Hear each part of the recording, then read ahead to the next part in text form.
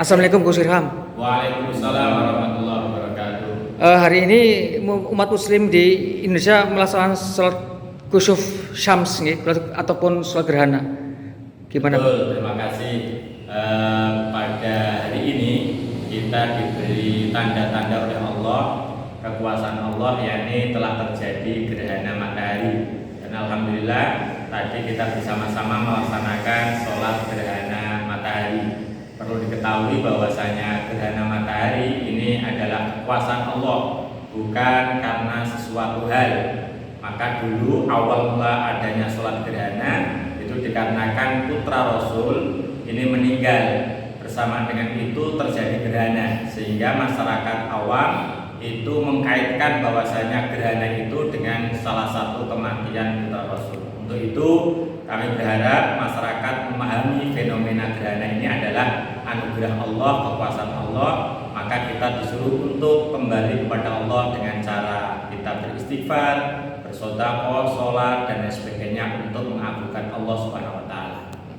Ya, kemudian sekarang kita lagi berada di hari-hari akhir Ramadan.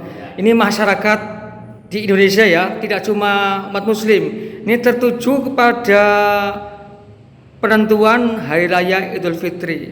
Nah, ini untuk kondisi di Banyumas sendiri seperti apa, Gus? Ya, terima kasih. Yang pertama perlu dipahami bersama bahwasanya jumlah bulan itu ada yang 29, ada yang 30. Kebetulan pada bulan Ramadan kali ini kita akan mengalami perbedaan antara satu dengan yang lain. Ada satu kelompok yang mengklaim bahwasanya Ramadan kali ini hanya berjumlah 29. Akan tapi ada kelompok yang lain yang mengklaim kemungkinan 30 hari. Untuk itu ini perlu dipahami bersama, kenapa sih kok terjadi seperti ini. Bahwasanya kalau dalam hukum Islam menentukan awal Ramadan itu dengan dua cara. Satu dengan cara hisab, kemudian dengan cara ru'yah. Dan perlu dipahami, ru'yah pun itu harus diawali dengan hisab. Jadi salah besar kalau ada orang yang mengatakan orang ahli ru'yah itu tidak paham hisab. Orang bisa melihat rembulan itu harus dihitung dulu dengan cara hisab. Karena apakah mungkin bulan ini akan kelihatan atau tidak, maka itu ada ilmunya, yakni ilmu hisab, atau kalau dalam istilah pesantren ada namanya pelajaran atau durusul falakiyah, ilmu-ilmu yang tentang kefalakan, perbintangan. Untuk itu kami menghimbau kepada semua pihak, silahkan ada perbedaan, silahkan, akan tapi semuanya harus berdasarkan dengan ilmu, jangan berdasarkan dengan asumsi. Sebenarnya yang menjadikan berbeda itu apa sih? Adanya kekeh dengan hisab dan juga ru'yat itu. Terima kasih. Kita itu dalam beragama itu kan punya dalil, punya patokan, punya pedoman.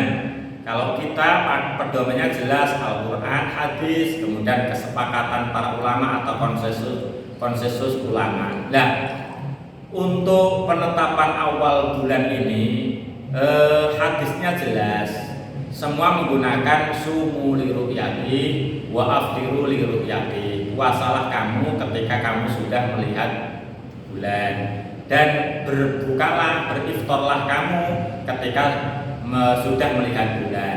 Fa'in rumah, sedangkan kalau bulan ini tertutup oleh awan, maka bagaimana? Fakdurulah.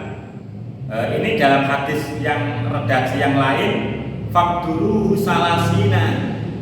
Jadi ada yang redaksinya itu perkirakanlah, kemudian ada yang redaksi artinya perkirakanlah jumlahnya hari menjadi 30. Artinya apa? Kalau untuk menentukan Syawal ternyata kok pada tanggal 29 ini bulan belum wujud, belum tampak, belum bisa dilihat, maka sempurnakanlah menjadi 30.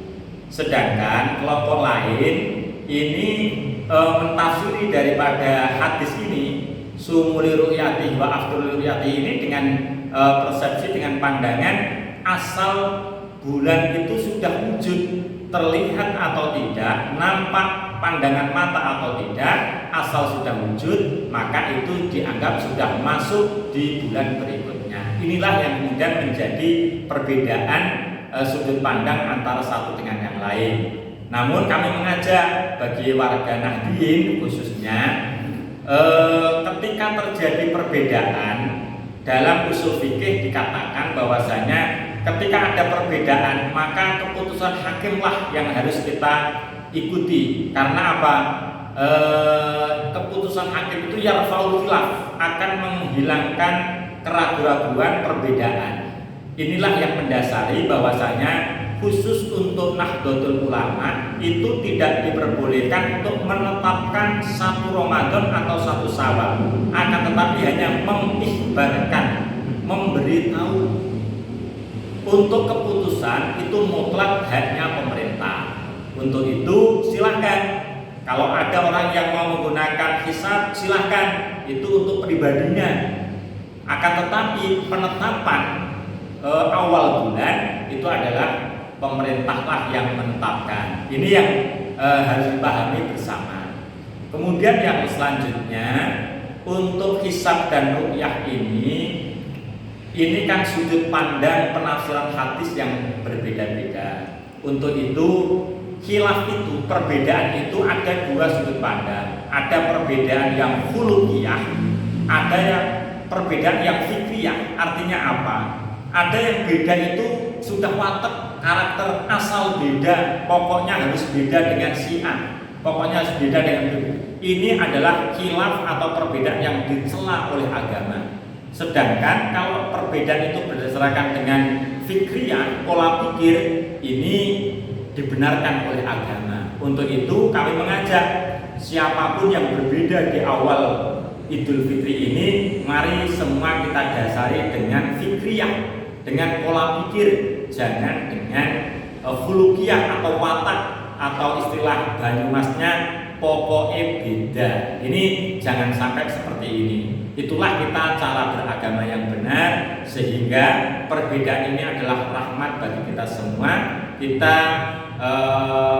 berpuasa selama 1 bulan, jangan sampai puasa kita 1 bulan ini gagal total gara-gara perbedaan penentuan awal daripada Idul Fitri yang didasari hanya karena nafsu. Demikian. Nggih, matur nuwun.